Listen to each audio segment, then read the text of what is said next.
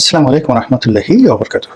সম্মানিত দর্শক, জনাব তারেক রহমান বিএনপির ভারপ্রাপ্ত চেয়ারম্যান সম্ভবত আমেরিকার খপ্পরে পড়েছেন এবং তিনি আমেরিকার যে কূটচাল, আমেরিকার যে লোভ এবং লালসা এবং আমেরিকার যে সকল মেশিনারিজ রয়েছে, যা দিয়ে বন্ধুত্বের আবরণে একটি মানুষকে, একটি সম্প্রদায়কে, একটি গোষ্ঠীকে, একটি জাতিকে যেভাবে সর্বনাশ করা হয়, সম্ভবত ঠিক সেই সর্বনাশের যে মায়াজাল, সেই মায়াজালের খপ্পরে বিএনপি পড়েছে।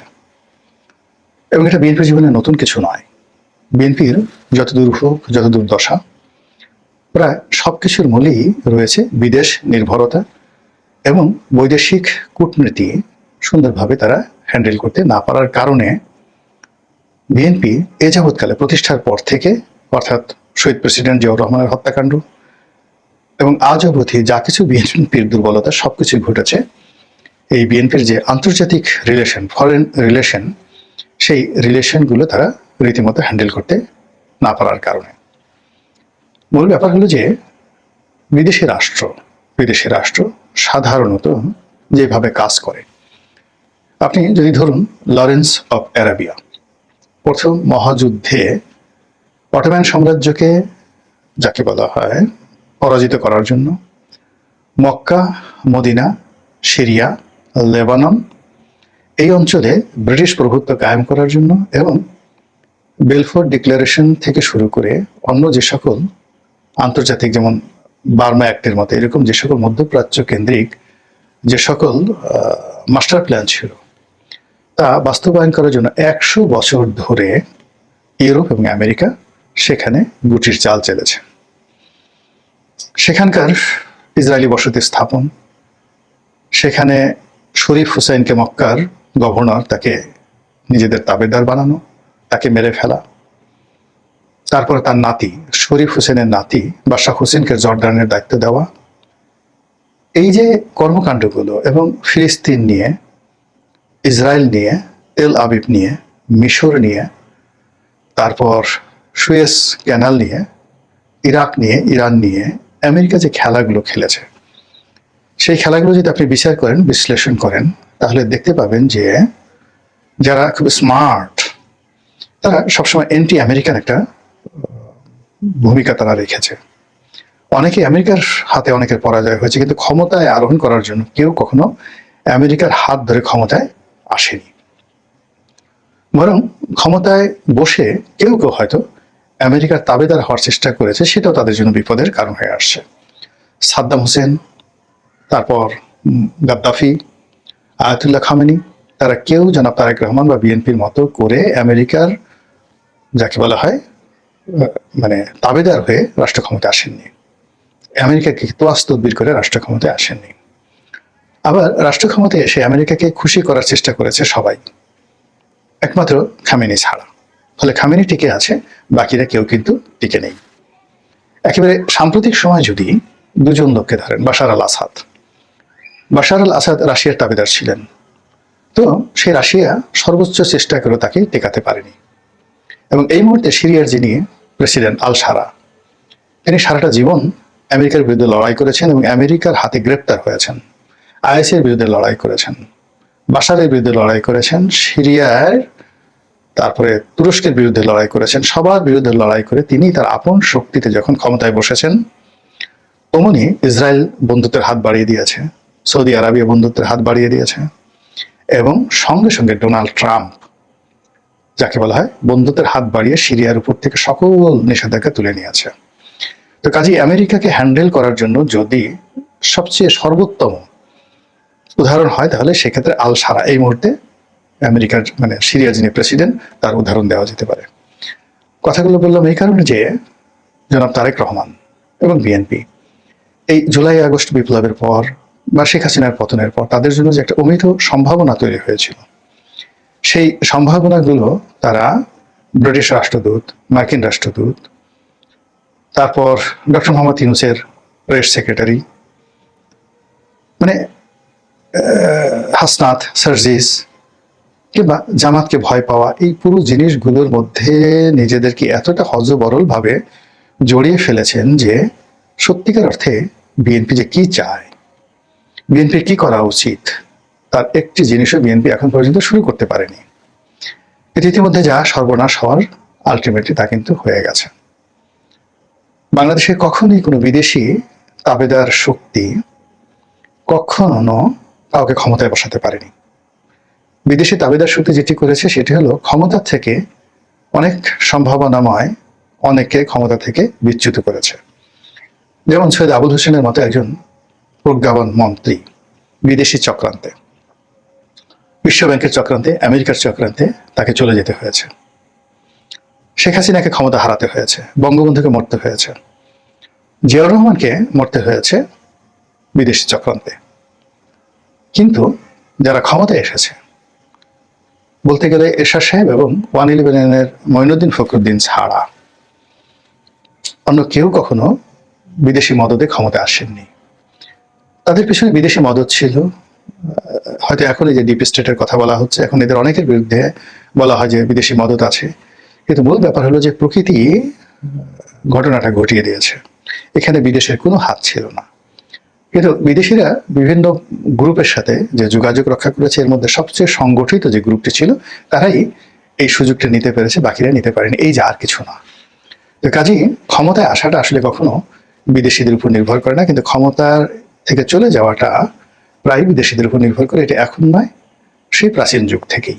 ক্ষমতায় বসার পর আসলে বিদেশিদের খুব বেশি দরকার, কিন্তু ক্ষমতায় যাওয়ার জন্য আসলে কখনো বিদেশি সহযোগিতা একদম দরকার হয় না। ধরুন এখন ডক্টর মোহাম্মদ ইউনূস ক্ষমতা আছেন, তাকে এই ক্ষমতায় যদি টিকে থাকতে হয় তাহলে আপন শক্তিমত্তায় টিকে থাকতে হবে। আর তিনি যেভাবে ক্ষমতা আসছেন না কেন, ক্ষমতা থেকে যদি তাকে চলে যেতে হয় তাহলে বিদেশি শক্তিগুলো এখানে অনেকটা নিয়ামক ভূমিকা পালন করবে। আগামীতে বিএনপি, আওয়ামী লীগ এই দুটো দলের যারাই ক্ষমতা আসুন না কেন, আপন শক্তিমত্তা দ্বারা, কৌশল দ্বারা তাদেরকে ক্ষমতা আসতে হবে, এটাই বাস্তবতা। তো সেই দিক থেকে সেই একজন মার্কিন রাষ্ট্রদূত তিনি লন্ডনে গিয়ে তারেক রহমান সাহেবের সাথে দেখা করবেন, তারপরে তাকে একটা গ্রিন সিগন্যাল দিবে, এই গ্রিন সিগন্যালের প্রেক্ষিতে প্রার্থী সিলেকশন হবে, তারা গিয়ে ভোট করবেন, ভোটের পরে নির্বাচিত হবেন। তারেক রহমান সাহেব বাংলাদেশে নির্বাচনের আগে আসবেন, পরে আসবেন, এটা কোনোদিন হবে না। এর কারণ হলো তারেক রহমান সাহেবের সঙ্গে বিএনপির সঙ্গে আমেরিকার যে একটা ধারাবাহিক সম্পর্কটা রয়েছে, বিশেষ করে 2001 সন থেকে আজ অবধি 25 বছর, সেই সম্পর্কের কোন জায়গাটি আপনি একটু বলেন তো সালাউদ্দিন সাহেব, মির্জা ফখরুল সাহেব কিংবা তারেক রহমান সাহেব কিংবা তার পররাষ্ট্র উপদেষ্টা যারা আছেন সকলের কাছে আমার প্রশ্ন যে গত 25 বছরে আমেরিকার সঙ্গে আপনাদের এমন কি বন্ধুত্ব আছে, এমন কি সম্পর্ক আছে যার ভিত্তিতে আপনি তাদেরকে বিশ্বাস করতে পারেন? কিচ্ছু নেই। অধিকাংশ আমেরিকা এবং কানাডাতে 2001 থেকে 2006 সনের যে শাসনকাল, বিএনপি শাসনকাল, সেই পুরো শাসনকালকে একটি নেতিবাচক শাসনকাল, একটি দুর্নীতির শাসনকাল। হাওয়া ভবন এবং তারেক রহমান সম্পর্কে যে নেতিবাচক দলিল দস্তাবেজ মার্কিন স্টেট ডিপার্টমেন্টে আছে, সিআইএতে আছে, পেন্টাগনে আছে, তাদের যে গবেষণা প্রতিষ্ঠানগুলো, সেটা ইউএসএআইডি পরিচালিত হোক কিংবা উইলসন সেন্টার হোক, সেখানে যে ব্ল্যাক লিস্টেড নামগুলো রয়েছে বিএনপির, সেইগুলো কাটানোর জন্য লবিস্ট নিয়োগ করে সেগুলোকে হোয়াইট করে যদি তারেক রহমান সাহেব মানে ওয়াশিংটনে গিয়ে, আমেরিকাতে গিয়ে ওখানে হোয়াইট হাউসে ঢোকার মতো একটা সুযোগ পেতেন, আহ্বান পেতেন, তাহলে বোঝা যেত যে আমেরিকার সঙ্গে বিএনপির একটা বন্ধুত্ব হতে পারে। আদারওয়াইজ বিএনপি যখনই তারেক রহমান সাহেবের সঙ্গে বৈঠক করতে যাচ্ছে, আবার আমেরিকা যখনই বিএনপির সঙ্গে বৈঠক করতে যাচ্ছে, আবার তারেক রহমান সাহেব যখন আমেরিকার কোনো রাষ্ট্রদূতের সঙ্গে বৈঠক করতে যাচ্ছে, বিএনপির কোনো নেতৃবৃন্দ যখন যাকে বলা হয় সেই আমেরিকান কোনো রাষ্ট্রদূতের সঙ্গে বৈঠক করতে যাচ্ছেন, এটা অবস্থা দৃষ্টি মনে হচ্ছে যে মহাকাশের এক একটা বিন্দুতে এক একজন মানুষ বসে আছে এবং তাদের মধ্যে কোনো মাধ্যাকর্ষণ বা মহাকর্ষণ সম্পর্ক নেই। তিনি বিদেশে বসে স্কাইপেতে কথা বলছেন নেতাকর্মীদের সঙ্গে। আবার নেতাকর্মীরা অনেকে অতি উৎসাহী হয়ে লন্ডনে গিয়ে তার সঙ্গে দেখা করছেন। তিনি বাইরে কোনো হোটেলে, কোনো রেস্টুরেন্টে, কোনো কাফেতে বা কোনো যাকে বলা হয় ওই যে রাস্তার পাশে যে টং ঘরের যে দোকানগুলো থাকে, পাব বলা হয়, ইংল্যান্ডে পাব বলা হয়, সেই পাবের বসে তিনি আলাপ আলোচনা করছেন খুব ক্যাজুয়াল ড্রেসে। বিশ্বাস করেন এতে করে নেতাকর্মীদের সাথে সম্পর্ক তৈরি হয় না। দেখলাম খন্দকার মোশাররফ সাহেবের মতো মানুষ ইংল্যান্ডে গেছেন এবং সেখানে একটা ছবি আসছে, দুজনের আই কন্ট্যাক্ট, দুজনের বডি ল্যাঙ্গুয়েজ দেখে মনেই হয়নি যে এদের মধ্যে আসলে কোনো সম্পর্ক আছে। যদি এমন একটা দৃশ্য দেখতে পেতাম যে তারেক রহমান সাহেবের বাসায় অনুষ্ঠান হচ্ছে, এক টেবিলে বসে খাচ্ছেন। ইভেন বাংলাদেশি কালচার তো আছে, দেখুন কোনো একটা ডিল হয়নি, কিন্তু 2006 সনে তারেক রহমান সাহেব একবার এরশাদ সাহেবের বাসায় গিয়েছিলেন। তো তাকে সম্মান জানানোর জন্য এরশাদ সাহেবের বাসায় রান্না হয়েছিল, এক টেবিলে বসছেন, কথাবার্তা হয়েছে, চমৎকার একটা পরিবেশ হয়েছে, কিন্তু আলোচনায় ভালো ফলাফল হয়নি। কিন্তু এটাই বাংলাদেশের কালচার। তো সেই কালচারটি আমরা এখন পর্যন্ত তারেক রহমান সাহেবের লন্ডনের যে বাসা সেখানে দেখিনি। তার স্ত্রীকে নিয়ে, তার সন্তানকে নিয়ে বিএনপি যারা নেতাকর্মী, তাদের স্বপ্নের শেষ নেই। জাইমা বিএনপির নেতাকর্মীদের চোখের মণি, কিংবা মিসেস তারেক রহমান অর্থাৎ ডক্টর জুবাইদা, তিনি দলের মধ্যে অসম্ভব জনপ্রিয়, কিন্তু এই জনপ্রিয়তা অনেকটা মানে ফুলানো ফাঁপানো বেলুনের মতো। এটি নষ্ট হতে একটা মিনিট সময় নেবে না। যখনই এই নেতাকর্মীরা তাদের কাছ থেকে কাঙ্ক্ষিত ব্যবহার আচরণ না পাবেন, মুহূর্তের মধ্যে জনপ্রিয়তাটা উল্টে যাবে। আর এটাকে ধরে রাখার জন্য যেটি দরকার সেটা হলো the family relation and adoption, যেটা তারেক রহমান সাহেব লন্ডনে বসে পারছেন না, করছেন না, হচ্ছে না, এরকম একটা অবস্থা। তো এই হলো বিএনপি নেতাকর্মী। অন্যদিকে এই যে রাষ্ট্রদূতদের সাথে সম্পর্ক, মানে আমি কি বলবো, একটা সময় প্রায় বাংলাদেশে ইউরোপিয়ান বলেন, স্ক্যান্ডিনেভিয়ান বলেন, এশিয়ান বলেন, সকল রাষ্ট্রদূতের সঙ্গে আমার একটা ভালো সম্পর্ক ছিল। বিভিন্ন গোয়েন্দা সংস্থার লোকজন, আমি যখন সংসদ সদস্য ছিলাম, একেবারে টপ টু লো, তাদের সঙ্গে ভালো সম্পর্ক ছিল। বিশ্বাস করেন, আমার ক্ষতি ছাড়া লাভ হয়নি, একটি পয়সার উপকার হয়নি। এদেরকে যে কয়বার খাইয়েছি 5 স্টার হোটেলে, বা এদের কথার মতো সব কাজ বাদ দিয়ে বিভিন্ন দূতাবাসে এদের অনুষ্ঠানে উপস্থিত হয়ে নিজেকে যতটা আহ্লাদিত মনে করেছি, এটা সময়ের অপচয় ছাড়া আর কিচ্ছু না। ফলে এখন আমাকে কোটি টাকা দিয়েও কেউ কখনো এই সমস্ত জায়গায় নিতে পারবে না, যাইনি কখনো। অহেতুক কর্মকাণ্ড। তো এই যে আমেরিকার সঙ্গে যে তারেক রহমান সাহেবের যে সম্পর্কটা, এই সম্পর্কটার ভিত্তিটা বিশ্লেষণ করতে হবে, কেন এই সম্পর্কটা ফ্রুটফুল এবং এই সম্পর্কটিকে বিশ্বাস করা যায়। একই ভারতের ক্ষেত্রে প্রযোজ্য। যেখানে কোনো রুট নেই, কোনো রিজন নেই, কারণ নেই, সেখানে রাতারাতি এই সম্পর্কটা হবে না। বরং এই সম্পর্কটা যদি এখন কি করার চেষ্টা করে, মূলত তারেক রহমান সাহেবকে ঠকানোর জন্য, বিএনপিকে ফাঁদে ফেলানোর জন্য, যেভাবে পরপর 3বার বিএনপি এই আমেরিকার কপ্পরে পড়েছে। 2014 সনে বিএনপির যে আন্দোলন ছিল, ওটা যদি কন্টিনিউ করতো তাহলে আওয়ামী লীগ সরকার টিকতে পারতো না। কিন্তু ড্যান ডাব্লিউ মজিনার সেই যে মিষ্টি মিষ্টি কথায় বিএনপি আন্দোলন থেকে সরে আসলো। 2018 সনে পর্দার আড়ালে যে খেলাধুলা হয়েছিল এবং আমেরিকা যে অ্যাসুরেন্স দিয়েছিল, সেইটাকে বিএনপি বিশ্বাস করেছিল। আবার মিস্টার পিটার ডি হাস যেভাবে বিএনপির আস্থা অর্জন করেছে এবং বিএনপিকে দিয়ে যে সকল কর্মকাণ্ড করিয়েছে, কর্মকাণ্ড করে পুরো রেজাল্টটি এই ডক্টর মোহাম্মদ ইউনূসের পায়ের কাছে দিয়ে দিয়েছে। আর ফলে এখন পুরো বিএনপি, ইচ্ছাই হোক অনিচ্ছাই হোক, ডক্টর মোহাম্মদ ইউনূস এবং তার যারা সঙ্গী সাথী রয়েছেন, তাদের সবার পিছনে হাত ঘষতে ঘষতে, তেল দিতে দিতে তাদের পিছে পিছে ঘুরতে হচ্ছে। সামনে নির্বাচনের যে কথাবার্তা হচ্ছে, হবে কি হবে না, বিএনপি জিতবে কি জিতবে না, পারবে কি পারবে না, সেটা এই বিষয়ে আলোচনারই পর্যায়ে আসেনি। এখন যেটি আলোচনার পর্যায়ে, সেটা হলো বিএনপি এখনো ঠিক সেই 2014, 18, 24 যেভাবে তাদের যে মার্কিন নির্ভরতা, যে নির্ভরতার কোনো বেসিস নাই। যদি তারেক রহমান সাহেব লন্ডনে তার সঙ্গে যে রাষ্ট্রদূত, বাংলাদেশের ভারপ্রাপ্ত রাষ্ট্রদূত দেখা করতে যাচ্ছেন, আমি হলে বলতাম যে আমি আমেরিকাতে গিয়ে তোমাদের পররাষ্ট্রমন্ত্রীর সঙ্গে কথা বলতে চাই, প্রেসিডেন্টের সঙ্গে কথা বলতে চাই, আমি ফিউচার প্রাইম মিনিস্টার। তোমরা যদি আমাকে ভবিষ্যতের বাংলাদেশের প্রধানমন্ত্রী মনে করো, তাহলে আমাকে সেই প্রোটোকল দিয়ে আমেরিকাতে নাও। এর কারণ হলো, আমি শুনেছি আমেরিকা তোমরা আমাকে ব্ল্যাক লিস্ট করে রেখেছো, ব্লক করে রেখেছো। এটা যে করনি, এটি আমি প্রমাণ চাই। তো এরকম যদি একটা বক্তব্য হতো, কথাবার্তা হতো, তাহলে সেক্ষেত্রে তার মধ্যে যে স্টেটসম্যানশিপ বা রাষ্ট্রনায়কোচিত যে গুণাবলী রয়েছে, সেটি প্রকাশিত হতো। তা না করে বাংলাদেশের একজন ভারপ্রাপ্ত রাষ্ট্রদূত, তিনি সেখানে গেলেন না, তার সঙ্গে দেখা করলেন, কথাবার্তা হলেন, আর সেই আনন্দে বিএনপির লোকজন সেই বগল এমনভাবে বাজানো শুরু করলো এবং সেই বিভিন্ন শোরুমে গিয়ে কোর্ট স্যুট টাইয়ের অর্ডার দিয়ে কে কোন মন্ত্রণালয়ে পাবেন, সেই আনন্দে তারা নাচতে শুরু করলো। সবাই সেটা করতে পারে, আমার কাছে এই জিনিসটা ভালো মনে হচ্ছে না। মহান আল্লাহ আমাদের সবাইকে হেদায়েত দান করুন এবং হেফাজত। আসসালামু আলাইকুম রহমতুল্লাহি ওয়া বারাকাতুহু। সম্মানিত দর্শক, বাংলাদেশে কোনো কিছুই স্বাভাবিকভাবে ঘটছে না। যেখান থেকে যে ধরনের ঘটনা ঘটার কথা, যার মুখ থেকে যে ধরনের কথা শোনার উচিত, কিংবা যে সকল প্রতিষ্ঠান থেকে যে ধরনের তৎপরতা চালানো উচিত, তার একটিও চলছে না। ফলে চারিদিকে হতাশা, অনিশ্চয়তা, ভয় এবং আতঙ্ক।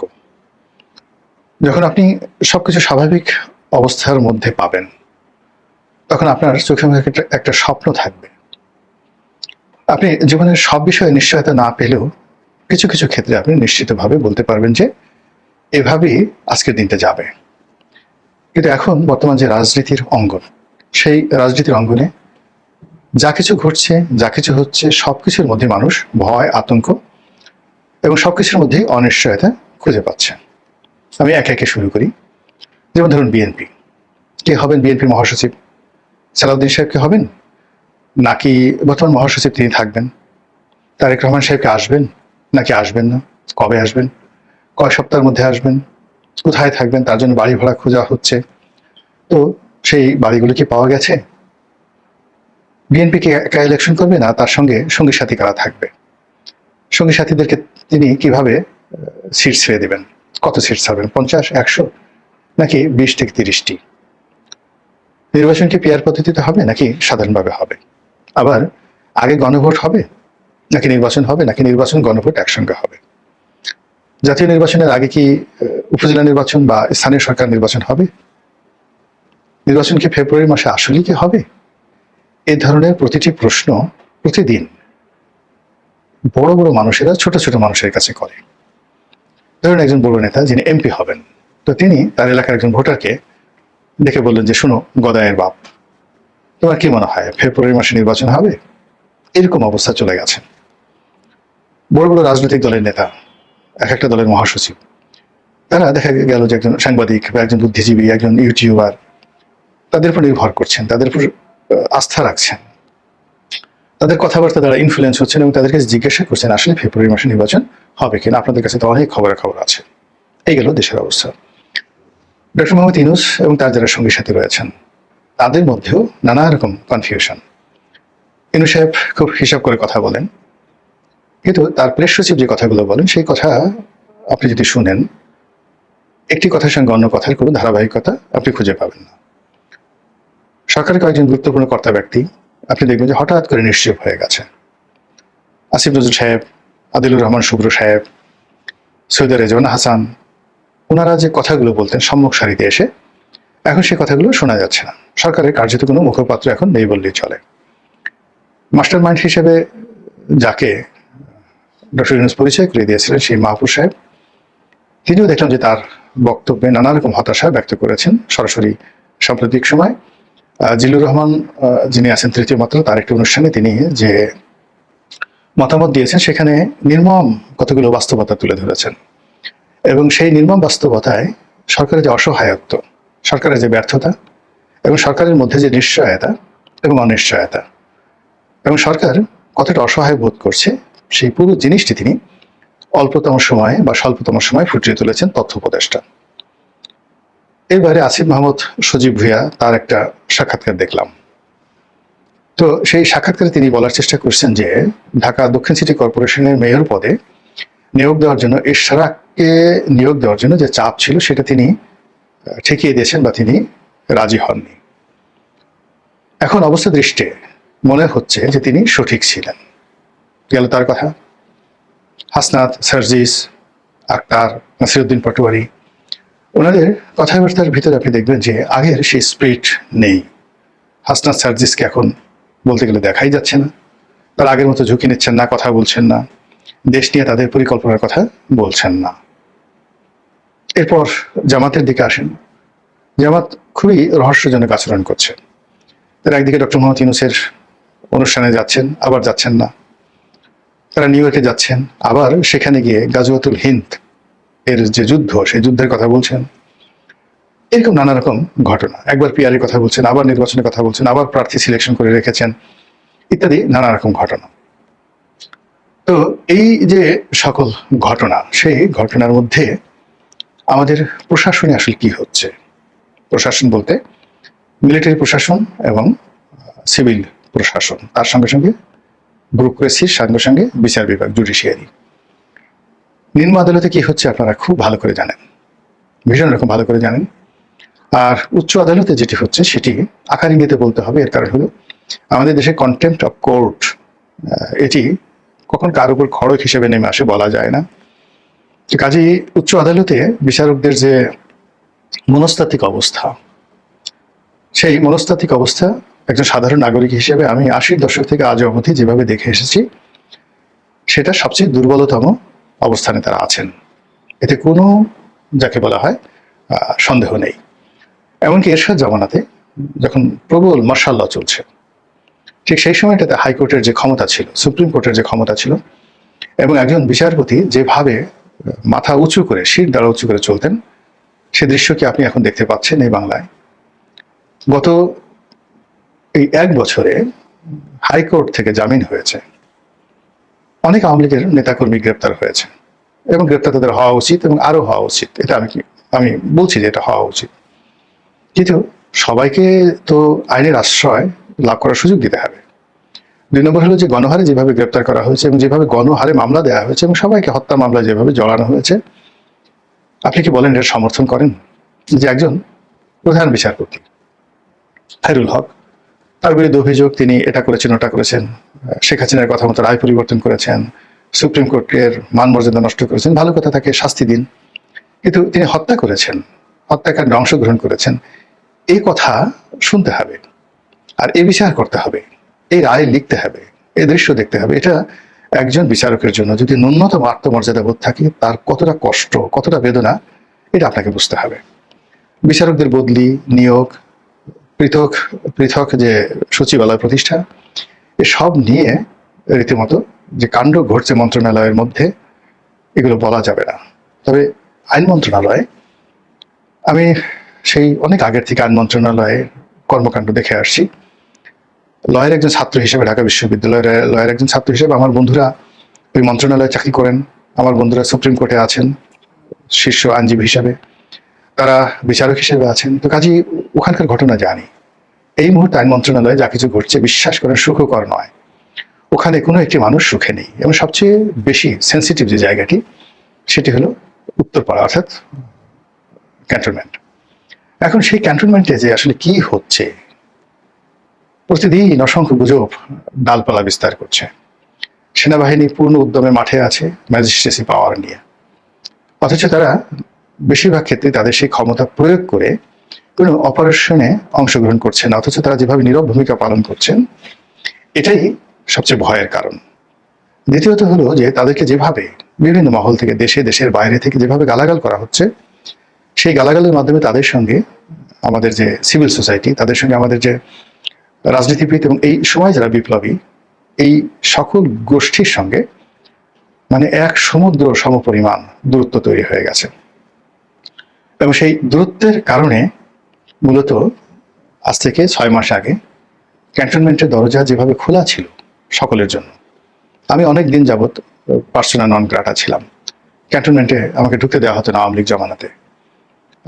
সম্পর্ক ভালো ছিল অনেকের সঙ্গেই, এই জন্য ঢাকা ক্যান্টনমেন্টে মাঝে মধ্যে গিয়েছি, কিন্তু নৌবাহিনী বা বিমান বাহিনীর কোনো অনুষ্ঠানে একেবারে বলতে গেলে যাওয়ারই মতো কোনো সাহস আমার ছিল না। তো দেখা গেল যে এই সরকার ক্ষমতা আসার পরে ক্যান্টনমেন্ট শুধু আমাদের মতো নয়, আরো অনেকের জন্য উন্মুক্ত করে দিয়েছে। কিন্তু সাম্প্রতিক সময় সেই ক্যান্টনমেন্টের দরজা আবার বন্ধ হতে শুরু করেছে, এবং বিপ্লবীদের শীর্ষ নেতা জনাব হাসনাত আবদুল্লাহ অতি সম্প্রতি ক্যান্টনমেন্টে ঢুকতে পারেননি। এটা সারা বাংলাদেশে তোলপাড় করা একটা খবরে পরিণত হয়েছে, এবং এটা কেন হলো, কিভাবে হলো। তো সামনে সেনাপ্রধান জনাব ওয়াকারুজ্জামান, তার কার্যকালের মেয়াদ খুব অল্প, সম্ভবত এই বছরই শেষ হবে। তো সে পদে কে আসবেন বা তিনি থাকবেন কিনা, থাকার পর তার অবস্থা কি হবে, আবার নতুন করে আওয়ামী লীগের যে তৎপরতা শুরু হচ্ছে, সেই তৎপরতার সঙ্গে ভারতের কি সম্পর্ক রয়েছে, আমেরিকার কি সম্পর্ক রয়েছে, বা আমাদের আমলাতন্ত্রে যে সকল আওয়ামী কুশীলব বসে আছেন, তারা আওয়ামী লীগের সঙ্গে কোনো যোগাযোগ রক্ষা করছেন কিনা, এই সমস্ত নিয়ে নানা রকম আতঙ্কজনক খবর ছড়িয়ে পড়েছে। আর তারই প্রেক্ষিতে যারা রাষ্ট্র চালাচ্ছেন, এনসিপি, জামাত, তাদের মধ্যে আতঙ্কের শেষ নেই। অন্যদিকে বিএনপি প্রথমে যেভাবে আত্মবিশ্বাসী ছিল এবং সবকিছু তাদের নিয়ন্ত্রণে হচ্ছে এবং হবে, তারা যেভাবে এগিয়ে যাচ্ছিল, ইদানিংকালে তাদের সেই চিন্তা, তাদের গতি সবকিছুতেই ভাটা পড়েছে। তারা এখন প্রথমত নিয়তি নির্ভর হয়ে পড়েছেন যে আল্লাহ যা কিছু করেন ভালোর জন্য করেন, যা কিছু করবেন ভালোর জন্য করেন। আল্লাহ তকদিরে থাকলে হবে, নাহলে হবে না। যদি থাকে নসিবে, আপনি আপনি আসিবে। দ্বিতীয়ত, তারা অতিমাত্রায় ডক্টর মোহাম্মদ ইউনূস নির্ভর হয়ে গেছেন। তাদের ধারণা যে এই মানুষটি সদিচ্ছা, এই মানুষের ইচ্ছা, এবং কেবলমাত্র তিনি যদি নির্বাচন দেন সেই নির্বাচনের মাধ্যমে তারা বিজয়ী হবেন। কাজেই ইউনূস তোষণ এবং ইউনূসের সঙ্গে অ্যাডাপশন, এই দুটো কাজ করার জন্য বিএনপি যেভাবে সর্বশক্তি নিয়োগ করেছে তার একটা নমুনা আমরা দেখতে পেলাম, যে নজিরবিহীনভাবে, অনেকটা অযাচিতভাবে অপমানিত হয়ে সারা দেশে বিতর্কের ঝড় তুলে ডক্টর মোহাম্মদ ইউনূসের সফর সঙ্গী হয়ে বিএনপির বর্ষিয়ার নেতা, সম্মানিত নেতা জনাব মির্জা ফখরুল ইসলাম আলমগীর লন্ডনে গেলেন, না মানে আমেরিকাতে গেলেন, এবং সেখানে গিয়ে যে অবমাননাকর, অস্বস্তিকর পরিবেশে পড়লেন।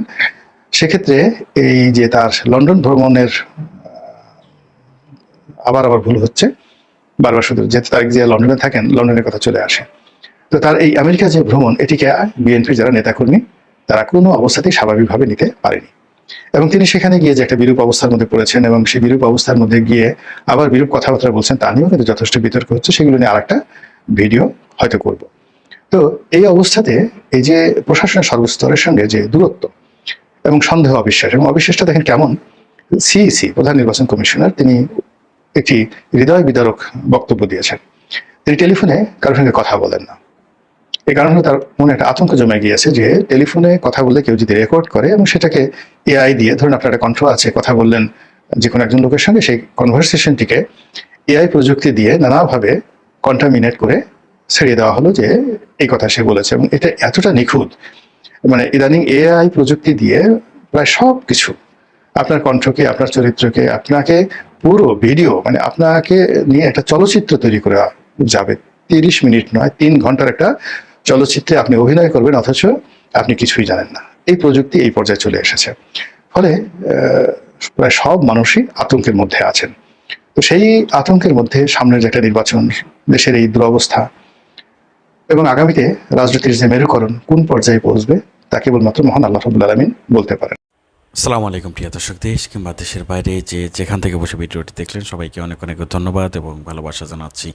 প্রিয় দর্শক, কথা বললেন গোলাম মোল্লা রনি, সাবেক সংসদ সদস্য, লেখক এবং জার্নালিস্ট। অত্যন্ত গুরুত্বপূর্ণ আলোচনা করলেন বর্তমান বাংলাদেশের যে পরিস্থিতি, সেই পরিস্থিতি নিয়ে আলোচনা করলেন। বর্তমানে বাংলাদেশের যে অবস্থা, সেই অবস্থা নিয়ে আলোচনা করলেন। প্রিয় দর্শক, আপনারা দেখলেন যে কী পরিমাণ দেশের মধ্যে একটি অরাজকতা তৈরি হয়েছে, কি পরিমাণ দেশের মধ্যে লুটতরাজ এখনও চলছে, এখনও মানুষ নিরাপত্তাহীনতায় ভুগছে। দেশের সার্বিক পরিস্থিতি মোটেও ভালো মনে হচ্ছে না।